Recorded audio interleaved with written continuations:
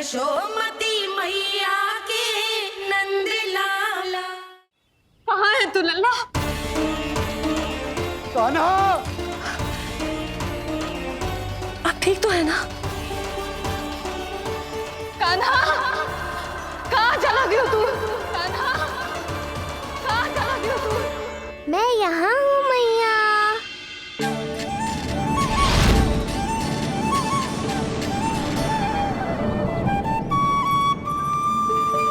कान्हा,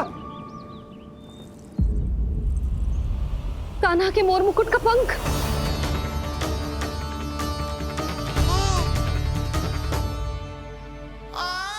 ये तो कान्हा के मोर मुकुट का ही पंख।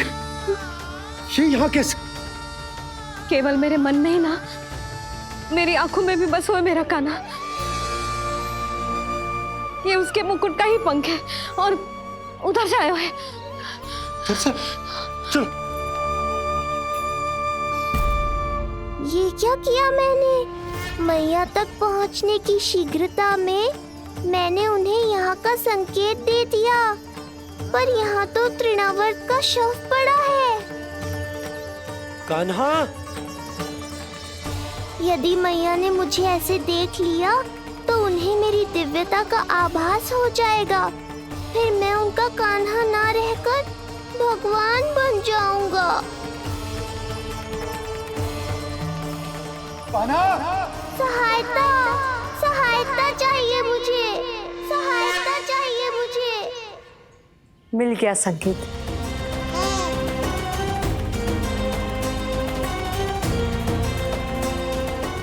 चिंता मत करो भैया, अब ये बहन सब संभाल लेगी। कान्हा, कान्हा,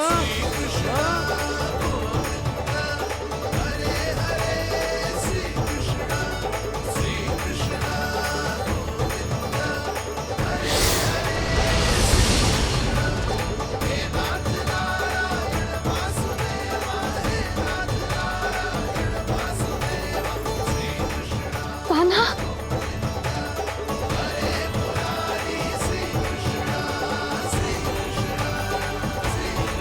मेरा कान्हा, मेरा लल्ला, मेरा कान्हा, तू ठीक तो है ना? कुछ हुआ तो ना तुझे? कुछ ना हुआ लल्ला को। ठीक है, सब कुछ ठीक है। कहाँ चला गया था अपनी मैया को छोड़ के? बोल। हाँ माई, आपका बहुत बहुत धन्यवाद। आपने मेरे लल्ला को बचा लिया। बहुत बहुत उपकार आपका। पर आप यहाँ? जब तुम कान्हा को ढूंढने निकली थी तो मैं भी पीछे पीछे निकल गई थी इसे ढूंढने। जे नटखट, यहाँ मिलो है मुझे। किंतु फिर यहाँ कैसे? यशोदा, ये प्रश्न उत्तर का समय ना है। चलो घर चलते। थकान, भूख, न जाने क्या क्या सह रहो होगो ये नन्हा सा लल्ला। जाओ जाओ, घर जाओ। इसे और तुम सबको विश्राम करने की आवश्यकता है।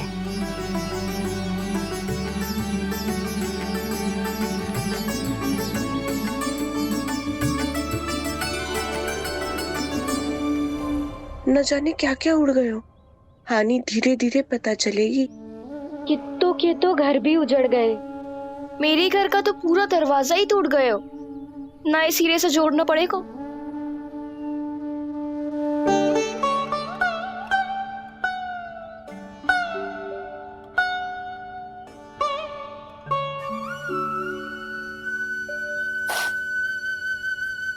आप चिंतित मत हो मैया, अब सब ठीक है। मेरा लल्ला अकेला था यार। इतने विनाश का सामना अकेले क्यों है इसने? कितना भयभीत हो गया होगा इसे सब देख के। मुझे किसी असुर से भय नहीं लगता मैया। मेरा भय तो बस यही है कि आप भयभीत ना हो जाओ और विचलित होकर कोई निर्णय ना ले लो। मेरे कारण हुआ है ये सब। मैंने ही अकेला छोड़ दिया था इसे।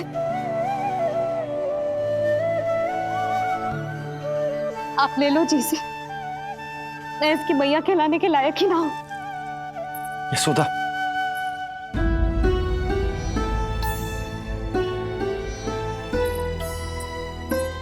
जी क्या कह रही हो तुम?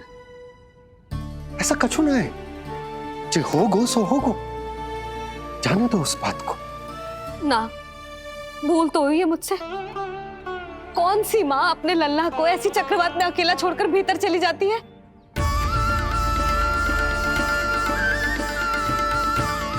उस दिन सुमति और शंकरी मौसी उज्जवल को भूलकर चली गई थी। कितना क्रोधित हुई मैं उन पर, और आज मैं अपने ही लल्ला। यशोदा, तुम्हें पता है कि भूल को भूल क्यों कहा जाता है? क्योंकि उसे शीघ्र ही भुला देना चाहिए। और वैसे भी नारायण की कृपा से हमारा कान्हा बिल्कुल ठीक है, कछु ना हुआ उसे। हो तो सकता था ना जी। जब जब कोई शुभ अवसर आता है तब तब कोई ना कोई संकट आ ही जाता है।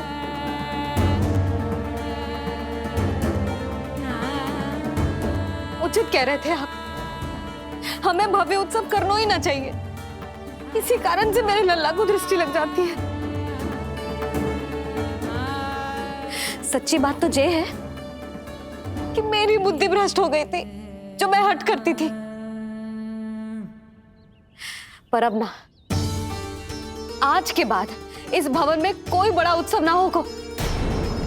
कोई आमंत्रण ना जाएगा, कोई घी के दिए ना जलेंगे और कोई मिठाइयां ना बटेंगी। अपने लल्ला की रक्षा के लिए अपनी प्रसन्नता पर पहरा बिठा लूंगी मैं।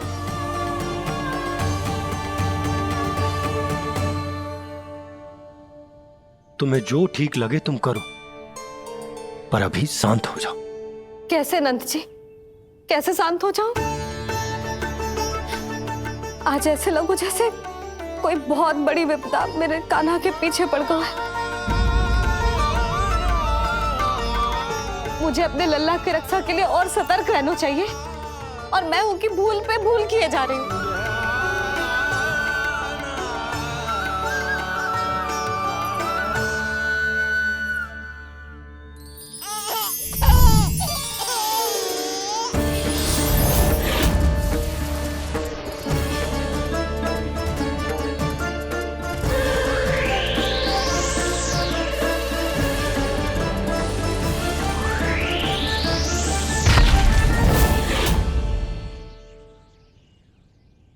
बाबा, अब सत्य आपको पता चल गया है।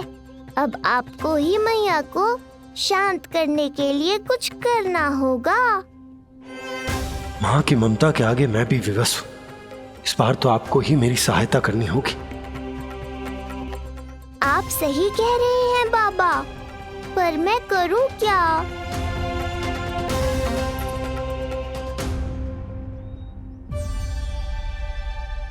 तुम सब क्या देख रही हो? हाँ, कोई उत्सव ना हो रहा यहाँ। इस मैया को अपने लल्ला का ध्यान रखना आता ही ना है। कान्हा की मैया कहलाने के योग्य ही ना हूं मैं। हटो।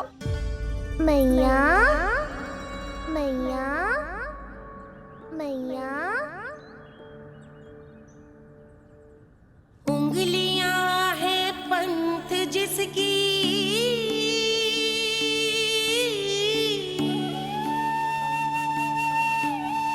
सीख जीवन ग्रंथ जिसकी,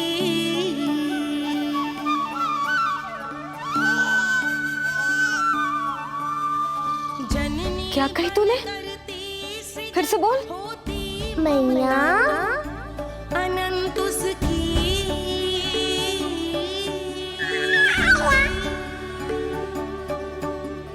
माता माता तू ही सारे जग की है विधाता।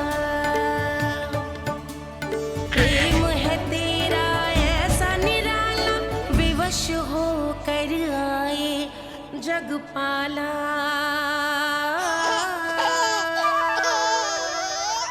यशोमती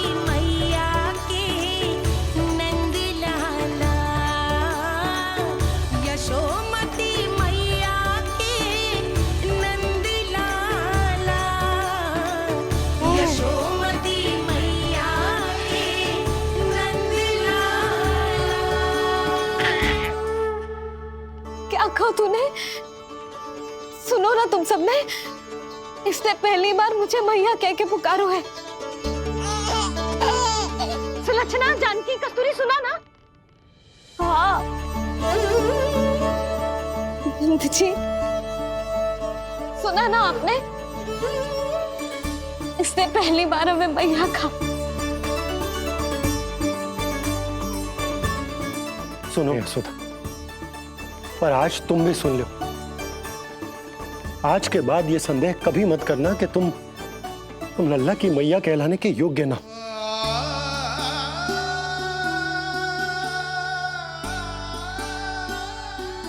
जिस सबको सुनने के लिए इतनी तपस्या, इतना पूजा पाठ, इतने जतन किए हमने, उस सब को सुनकर मेरा हृदय फूले ना समारोह है।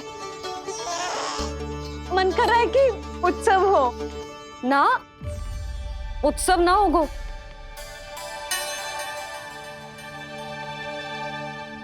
आज मेरे लल्ला ने मुझे पहली बार मैया कह के पुकारो है।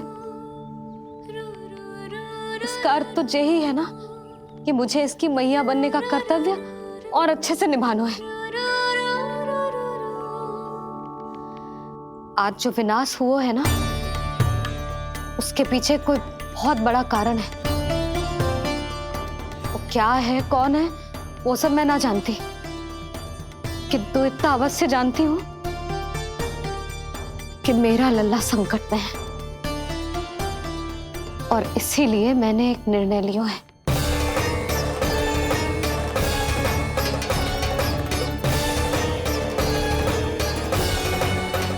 कैसा निर्णय है सुधा? यही कि अब से मैं कान्हा को घर के भीतर ही रखूंगी। हाँ? क्या?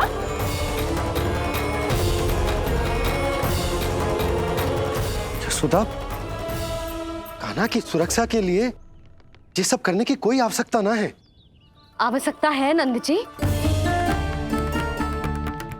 बस यही भय था मुझे कि आप विचलित होकर आतुरता में कोई निर्णय ना ले लें। यशोदा, यदि लल्ला बाहर ना जाएगो तो संसार के बारे में कैसे सीखेगो, कैसे पता चलेगा उसे? आप बता देना।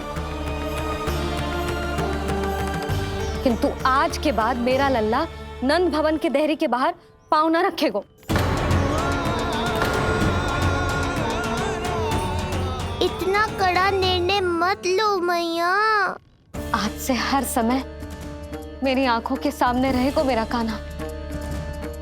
सोते जागते इस पर दृष्टि रखूंगी मैं। जो भी आवश्यक होगा मैं सिखाऊंगी इसे।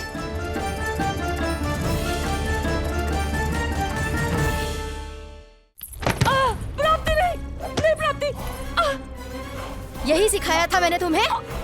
हाँ, कहा था ना मैंने तुम्हें कि उन पे नियंत्रण रखो, ध्यान रखो उनका। भय का बहुत बड़ा असर पड़ता है उन पे। शीघ्र ही पराजय को अपने मन में बिठा लेते हैं वो। परिस्थिति यदि उनके पक्ष में रही तो उनसे बड़ा सिंह उस वन में कोई और नहीं, और यदि विपक्ष को सफलता मिलने लगे तो निडर सिंह को गीदड़ बनते वक्त नहीं लगता। देखो उनकी दशा। क्या इसी दिन के लिए तुम्हें सब कुछ सिखाया था मैंने? हाँ? क्या करना है, कैसे सुझाव देने हैं, क्या मंत्रणा करनी है, सब समझाया था मैंने तुम्हें। पर तुम असफल रही। देखो उन्हें, कैसे पराजित जुआरी की तरह अपना सारा साहस गवाकर शीश झुकाकर नीचे बैठे हैं वो। जानती थी मैं कि दूसरी पत्नी बनूंगी, लेकिन फिर भी उनसे विवाह किया मैंने। पता है क्यों? क्योंकि महारानी बनना था मुझे। जीवन का हर सुख चाहिए था मुझे। सत्ता की शक्ति चाहिए थी। पर अब उस विष्णु अवतार के कारण लगता है कि हम दोनों शीघ्र ही विधवा बन जाएंगी।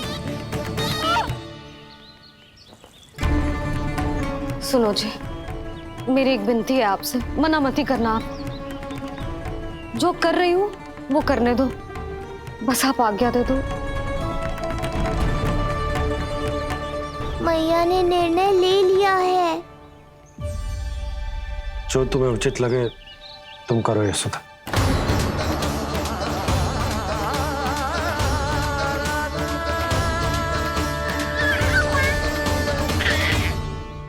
महाराज कंस की मृत्यु के बाद उनके सहयोगी मंत्री सेनापति हम दोनों के साथ क्या करेंगे?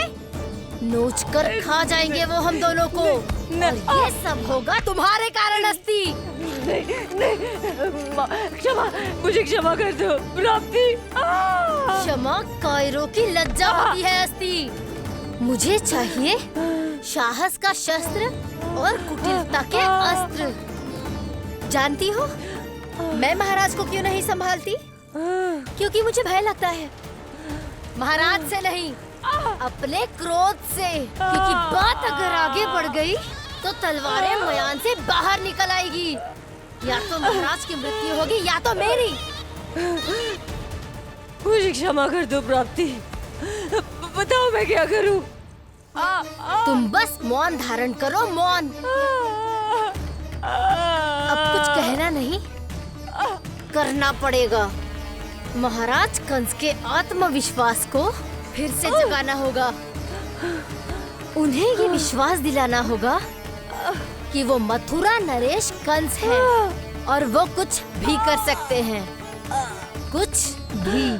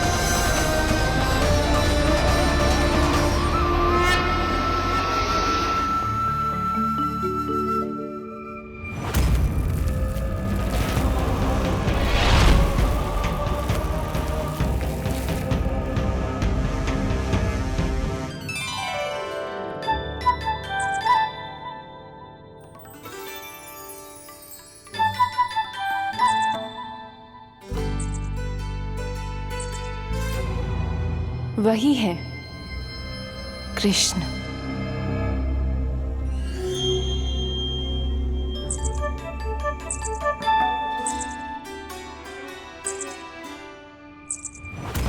कितने वर्ष बीत गए तुम्हारी प्रतीक्षा में। हर सुबह लगता था कि तुम आज मिलोगे, पर तुम कभी नहीं आए। आज फिर आशा बांधी है, तोड़ मत देना कृष्ण।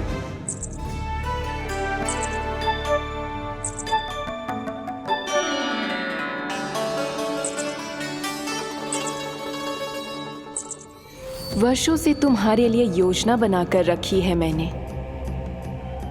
आज उसे पूरा अवश्य करूंगी मैं। अपने वर्षों की प्रतीक्षा का अंत करूंगी आज। आओ कृष्ण, ये हाथ तुम तक पहुंचने के लिए तड़प रहे हैं। बाहर आओ।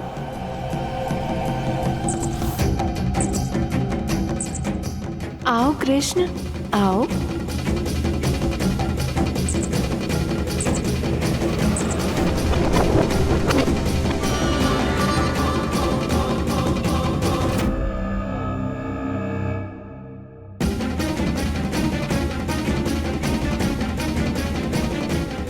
आज भी निराश कर दिया। कब आएगा वो दिन जब तुम मेरी पहुंच में होगे? कब?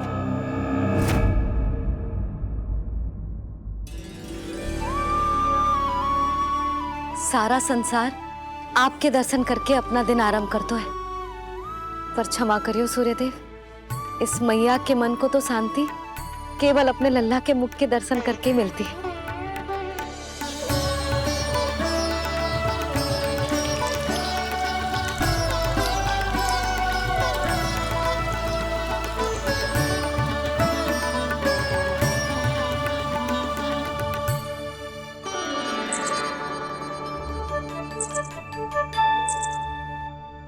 हे तुलसी मैया, आप तो इस मैया की दुविधा अवश्य समझोगे।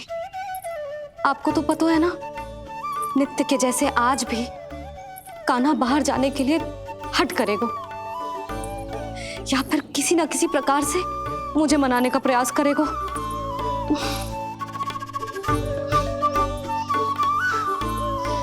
इसीलिए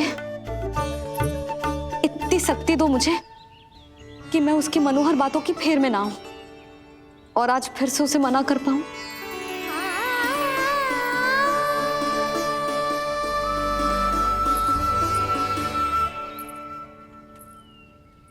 अब करेगी जसोदा अपने कान्हा के मुख के दर्शन और फिर खोलेगी अपनी आंखें।